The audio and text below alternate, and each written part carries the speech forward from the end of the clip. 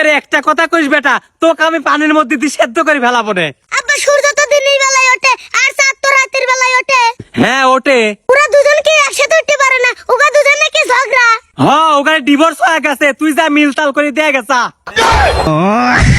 আস্তে আব্বা ভাত দাও। দিলাম। আব্বা চা তো গরম, এজন্য ওর ভিতরে ধুমো বাড়ে। আইসক্রিম তো ঠান্ডা, ওর ভিতরে ধুমো বাড়ে কে? আইসক্রিমের মধ্যে তোর কাদের কাকা বসে বিড়ি টানতিছে। আচ্ছা আব্বা সাবান দিয়ে হাত ধুলে তো হাত পরিষ্কার হয়।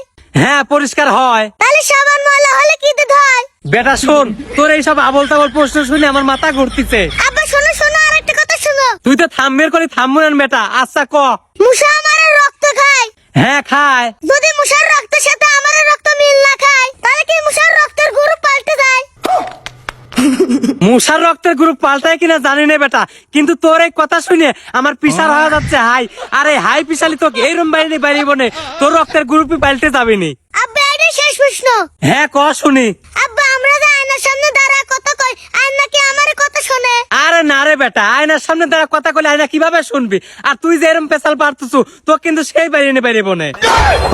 আব্বা তুমি এত রাগ করো কে?